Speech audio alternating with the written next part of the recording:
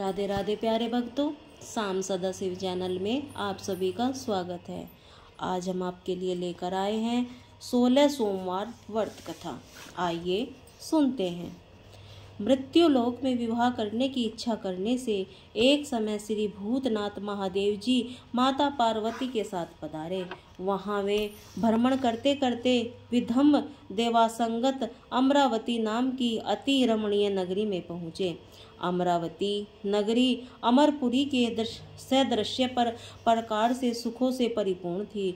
उससे वहाँ एक महाराज द्वारा बनवाया हुआ अति रमणीय शिव का मंदिर था। उसे भगवान शंकर भगवती पार्वती के साथ निवास करने लगे।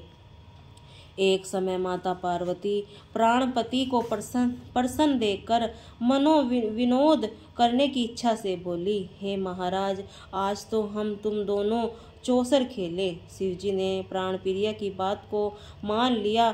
चौसर खेलने लगे। उसी समय एक स्थान पर मंदिर का पुजारी मंदिर सा पूजा करने को आया।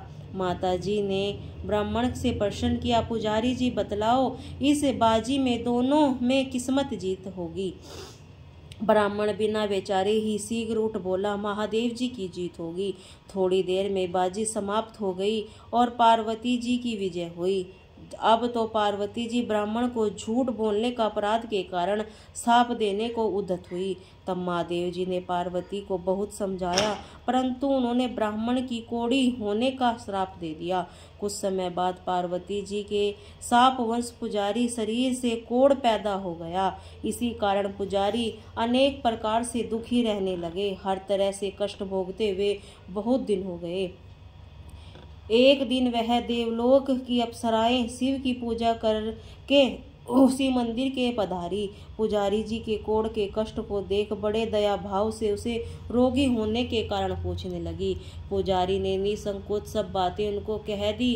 वे अप्सराएं बोली, हे पुजारी, अब तुम अधिक दुखी मत होना। भगवान शिव जी तुम्हारे कष्ट को दूर कर देंगे।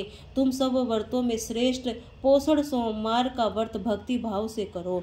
पुजारी अप्सराओं की हाथ जोड़कर विनम्र भाव से पोषण सोमवार व्रत की विधि पूछने लगे। अप्सराएं बोली, जिस दिन सोमवार हो उस दिन भक्ति के साथ व्रत करो। स्वच्छ वस्त्र पहनो, आधा सेर गेहूं का आटा ले, उसके 3 अंगा बनाएं और घी गुड़ दीप ध्वेन मूंगफली बेलपत्र जनेऊ जोड़ा चंदन नक्षत्र पुष्प आदि द्वारा प्रदोष काल में भगवान शिव की विधि से पूजन करें। तत्पश्चात उन 3 अंगों में से एक शिवजी को अर्पण कर दे, बाकी 2 को शिवजी की प्रसादी समझकर उपस्थित जनों में बांट दे और आप भी प्रसाद लें। इस विधि से 16 सोमवार व्रत करें। तत्पश्चात 17वें सोमवार को दिन 5 सेर पवित्र गेहूं के आटे की बाटी बनाएं। तदनुसार घी गुड़ मिलाकर चूरमा बनाएं। शिव का भोग लगाकर उपस्थित भक्तों में बांटें। पीछे आप सकुटुंब प्रसादी लें। भगवान शिव की कृपा से उसके मनोरथ पूर्ण हो जाएंगे। ऐसा कहकर अप्सराएं स्वर्ग को चली गई। ब्राह्मण ने यथाविधि पोषण सोमवार का व्रत किया। भगवान शिव की कृपा से रोग मुक्त होकर आनंद से रहने लगा। कुछ काल बाद शिवजी पार्वती उस मंदिर में पधारे। उस ब्राह्मण को निरोग देख पार्वती ने ब्राह्मण से रोग मुक्त होने का कारण पूछा तो ब्राह्मण 16 सोमवार की कथा कह सुनाई।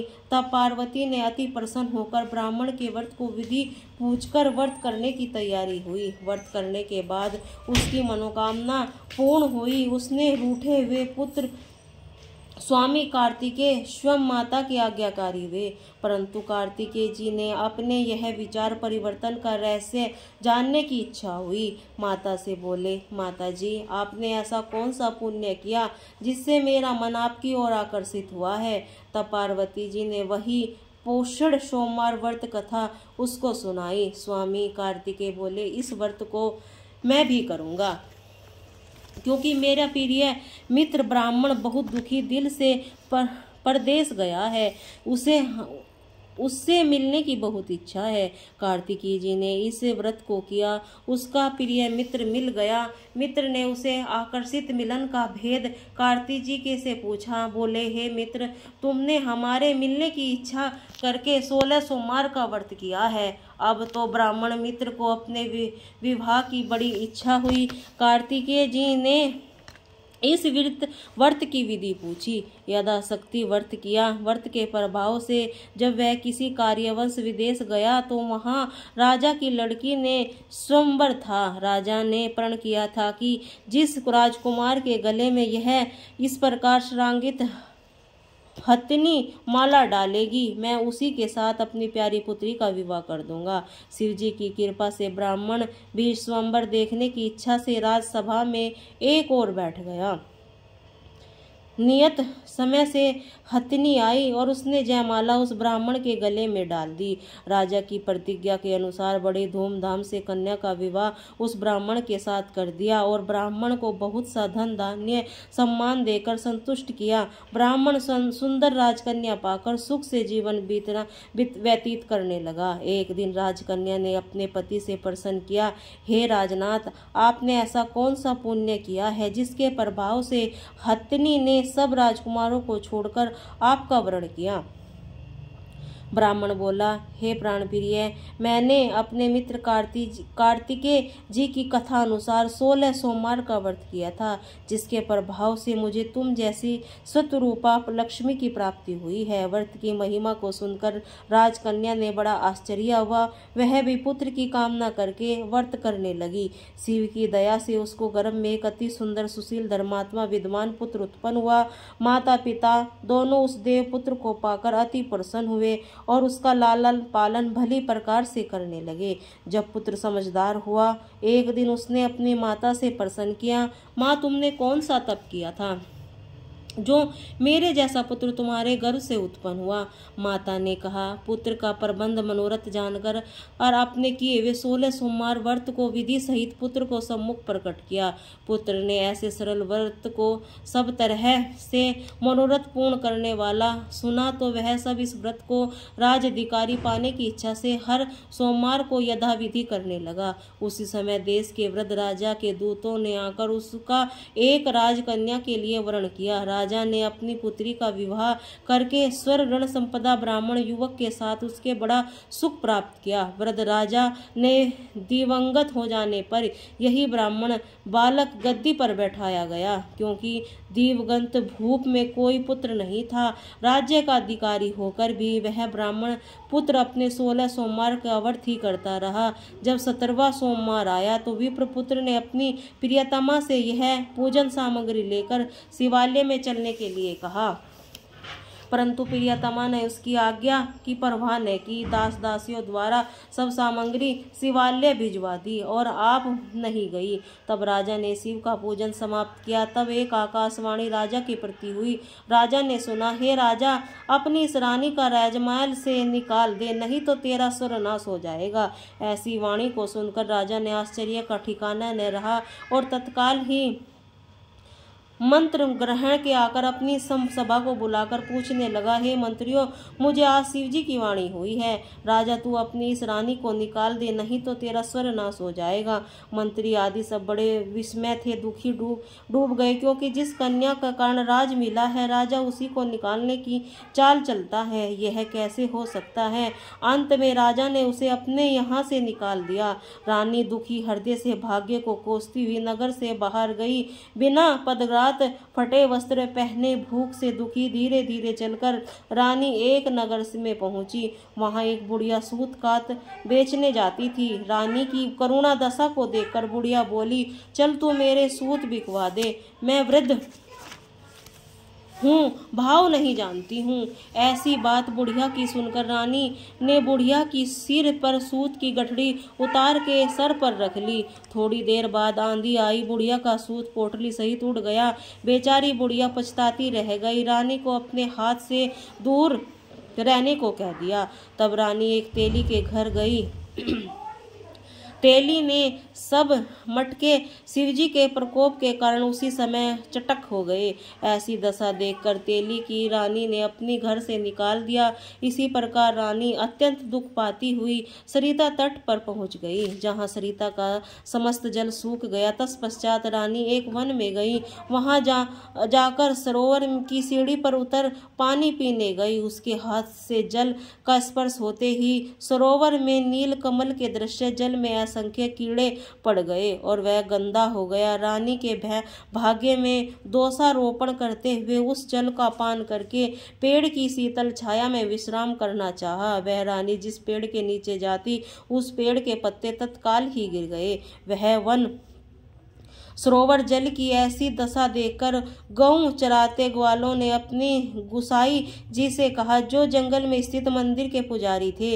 वहीं गुसाई जी के आदेश अनुसार ग्वाले रानी को पकड़कर गुसाई के पास ले आई।